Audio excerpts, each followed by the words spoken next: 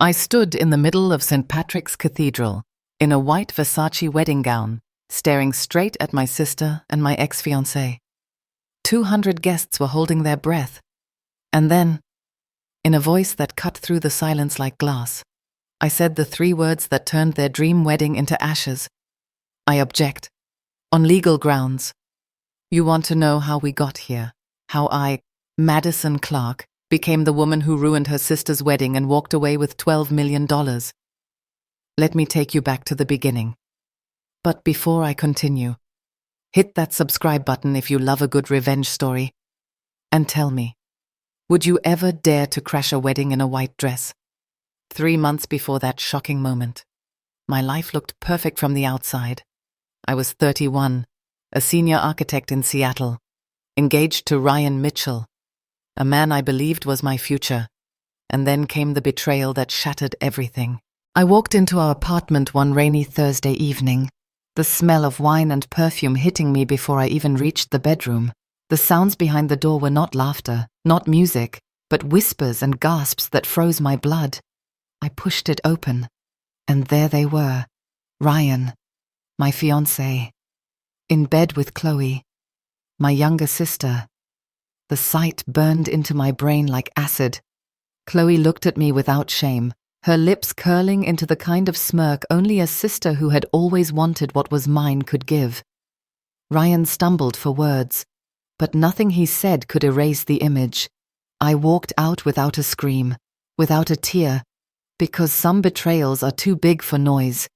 I thought that was the worst day of my life, but Chloe and Ryan made sure it was only the beginning. 2 weeks later, an envelope arrived in my mailbox. Pearl-colored, thick cardstock. The exact style I had chosen for my own wedding. Inside was their wedding invitation, and tucked beside it, a handwritten note that read, "Come see what true love looks like." It was not just cruel, it was calculated. A direct strike at my heart. The sister who had taken my prom date, my scholarship opportunity, my spotlight in every family moment, had now taken my fiancé and wanted me to clap for her. I sat in my kitchen, holding that card, my hands shaking with rage. Most people would have burned the invitation or drowned themselves in tears, but I did neither, because what Chloe and Ryan did not know was that I held a secret far more explosive than their little romance, and one day soon I would reveal it in the most spectacular way possible. My grandmother, Evelyn Clark, had passed away 6 months earlier. She had been the only one who saw me for who I was, not the shadow of my golden sister. She built Clark Properties from the ground up in New York, back when women were not supposed to run businesses. She left behind an estate worth $12 million, but Grandma Evelyn never trusted appearances. She created conditions in her will, very specific conditions that no one in my family understood, except for me and her lawyer, Robert Hayes. One of those conditions was simple but devastating. Any Clark who married someone with debts over $50,000, or with a history of fraud or infidelity, would lose every right to the inheritance. It would all go to the next eligible heir. And guess who Ryan was? A man drowning in $300,000 of gambling debt, and credit cards opened in my name. The moment I discovered that clause, I knew Chloe's wedding would not be a celebration. It would be her downfall. So when I looked at that invitation, I did not see cruelty anymore. I saw opportunity. And I smiled for the first time in weeks, because Chloe thought she had stolen my life, but she was about to lose everything. The day I read that cruel wedding invitation, something inside me shifted. I was no longer the woman crying on the bathroom floor, wondering why my sister always won. I was the woman who finally realized I had the power to change the ending. That night, I called Robert Hayes, my grandmother's lawyer. He had been waiting for me. I could hear it in his voice when he said, "Madison, your grandmother was a very strategic woman. She wanted you to have the tools, but you had to be patient enough to use them." I met him the next morning in his office in downtown Seattle. The place smelled like old leather and ink, the kind of room where secrets lived. Robert pulled out a wooden box. dark oak with brass hinges. Inside were documents that had been sealed since Evelyn Clark's funeral. He laid them on the desk, page by page, and my jaw dropped further with every line. Grandma had been quietly buying back shares of Clark Properties for decades. The company was worth far more than my father ever realized, because she kept the real numbers hidden in trusts and shell companies. On paper, it looked like Dad was the president. In reality, Grandma controlled 70% of everything, and now that power was set to pass to me, but only if I proved worthy of it. Robert tapped a line on the will with his pen. It read, "The heir must be unmarried, or married to someone of proven financial stability and good moral character." Then he looked at me and said, "Ryan Mitchell fails on every single point. Your sister marrying him would be the biggest gift she ever gave you." I could not help but laugh. It was almost poetic. Chloe thought she had stolen the man of my dreams, when in truth she had just handed me the keys to an empire. Still, it was not enough to know the truth. I wanted everyone to know it. The people who pitied me, the family who ignored me, the friends who believed Chloe's lies. I wanted them all to see, in real time, that I was not the broken sister anymore. I was the one holding all the cards. So I started planning, not with anger, not with tears, but with the precision of an architect. I went through Ryan's finances with a private investigator. The debts were even worse than I imagined. Poker games in Vegas, maxed out credit cards, a failed business registered under my name without my consent, fraud that could put him in prison if I wanted. I also dug through Chloe's life. She had quit her job 6 months earlier to focus full-time on being an influencer. She had no savings, no backup plan, nothing to fall back on if Ryan's lies collapsed. She was betting everything on this marriage. And me, I had the box, the will, and the perfect opportunity to reveal it. I pictured the moment over and over, the music swelling, the priest asking if anyone objected, 200 guests holding their breath, then me, standing in white, walking down the aisle with every eye on me, and the explosion that would follow when they learned the truth. That thought alone kept me steady. For the first time in my life, I was not just surviving Chloe's cruelty, I was about to end it. But here is the part that nobody expected. It was not just about money. It was about taking back my voice in front of everyone who had silenced me for years. And the closer the wedding day came, the more I realized something terrifying. If I pulled this off, my entire family would never look at me the same way again. Some would hate me, some would fear me, but none of them would ever dismiss me again. And that was worth everything. But just when I thought I had prepared for every detail, something happened that nearly ruined it all. 3 days before the wedding, my phone lit up with a call I almost ignored. The screen flashed Chloe's name, and the ringtone I had given her years ago, Material Girl. "How fitting," I answered, my voice calm, even though my heart was racing. She said, "Madison, you are not actually coming, right?" Her tone was sugar-sweet, but I could hear the poison under it. I smiled into the phone. Wouldn't miss it for the world. There was a long silence. Then she snapped, "Do not embarrass yourself." I kept my voice smooth. "I am not the one who should be embarrassed."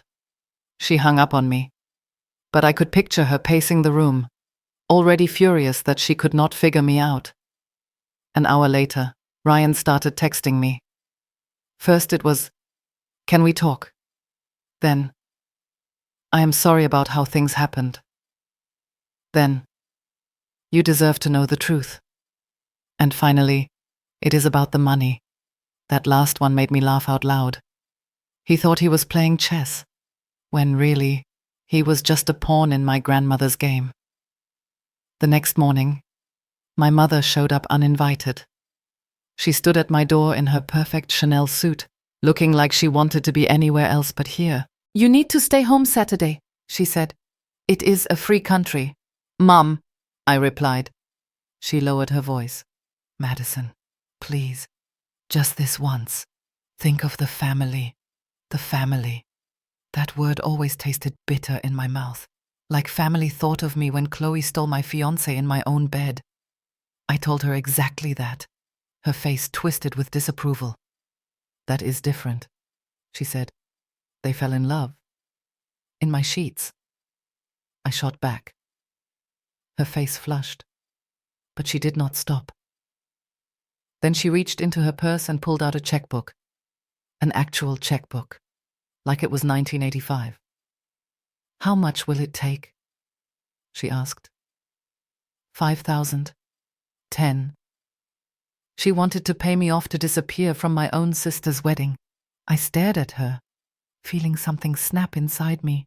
Keep your money, I said quietly. You are going to need it. Her face drained of color. What is that supposed to mean? She whispered. Ask Dad about the loans, I said, then closed the door in her face. By Friday night, the family launched a full-scale intervention. Mom, Dad, and Aunt Patricia showed up at my apartment like they were staging a rescue mission. This has gone far enough, Dad said, trying to sound commanding. You will not ruin your sister's wedding. I laughed. I am not ruining anything. I am attending as invited. Aunt Patricia clutched her pearls. The drama queen she always was. The whole family will be there. She gasped. What will people think? The truth, I said simply. That was when I dropped the bomb about Ryan's debts. $290,000 in gambling losses, 3 maxed-out credit cards, 1 business failure registered in my name. Their faces went pale. My father tried to deny it, but I had the documents. I even waved the copies in his face. Mom spat. This is exactly why he left you. You are controlling. He did not leave me, I said calmly. He cheated on me with my sister, and now she can have him. But she is marrying a sinking ship, and I am not the one going down with it. The room fell silent. For the first time, I had the upper hand. And they knew it. But just when I thought they would back off, Dad leaned in close and hissed something I will never forget. If you show up tomorrow, Madison, you will regret it. He had no idea how right he was. The morning of the wedding arrived, and I was ready. I slipped into the white Versace gown, the same one I had bought for my own wedding. It hugged my body perfectly, shimmering under the light. Looking in the mirror, I did not see the broken sister anymore. I saw the storm they never saw coming. I grabbed the wooden box, tucked it into my purse, and headed out. The streets of New York buzzed with energy, but I felt oddly calm. Every step I took towards St. Patrick's Cathedral felt like destiny pulling me forward. When I pushed open the heavy doors, 200 heads turned at once. The gasps were immediate. Whispers spread like wildfire. Is that Madison? Why is she wearing white? The audacity! I kept my chin high, walking slowly down the burgundy carpet. The stained glass windows cast rainbow colors across my dress, making me glow with every step. I could feel the power shift in the room, and I loved it. At the altar, Chloe looked radiant in her ivory lace gown, her bouquet trembling slightly when she saw me. Her smile cracked just for a second. Ryan, in his charcoal tux, went pale like he had seen a ghost. Good. I slid into a pew near the back, crossing my legs gracefully. Mom twisted in her seat, eyes wide with horror. Dad clenched his jaw so tight I could see the muscle twitch from 20 feet away. But it was Chloe's reaction that fueled me. She leaned into Ryan, whispering furiously, her nails digging into his arm. Let her panic. Let her wonder what I knew. The organ music swelled. Father Michael cleared his throat, and the ceremony began. Vows about love, honesty, and trust filled the air. I nearly laughed at the irony. Then came the moment I had been waiting for. Father Michael's voice echoed. If anyone here knows any reason these two should not be joined, speak now or forever hold your peace. The garden outside went silent. 200 guests froze, their phones already raised for pictures. Chloe turned her head slightly, smirking at me like she was daring me to do it. That was her mistake. I stood up. Gasps rippled through the cathedral like dominoes falling. Every eye locked on me. Ryan's face drained of blood. Chloe's smile vanished, and my mother's voice cracked as she hissed, "Sit down." Madison. I walked down the aisle, my heels clicking on the stone floor, my white dress glowing under the morning light. I stopped at the altar, looked straight into my sister's eyes, and said clearly, "I object, on legal grounds." The entire room erupted. Phones were lifted higher, guests whispering frantically, some even filming live. Father Michael stuttered, "Miss Clark, this is highly irregular." But I did not flinch. I pulled the wooden box from my purse, placed it on the altar, and opened it for everyone to see. Inside were the documents that carried the weight of $12 million. Grandma's will, Ryan's debts, evidence of his fraud. The very things Chloe had no idea existed. And as the lawyer Robert Hayes rose from the pews, ready to back me up, I watched Chloe's face crumble in real time. She knew her perfect wedding was about to become her worst nightmare, but she had no idea just how bad it was going to get. The silence inside St. Patrick's Cathedral was deafening. 200 people stared as Father Michael opened the documents with trembling hands. Robert Hayes stepped forward, his voice steady. "These papers are legally binding. They prove that Clark Properties, valued at $12 million, now belongs to Madison Clark." The gasps that followed felt like a wave crashing through the room. Chloe's bouquet slipped from her hands, landing on the floor with a dull thud. Ryan's face twisted, desperate, as he grabbed her arm. "Tell them it is a lie," he begged. But the truth was already out.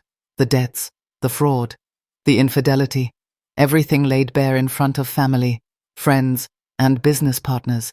I did not raise my voice. I did not need to. The power was in the truth, and the truth was loud enough on its own. Chloe's perfect wedding collapsed in real time.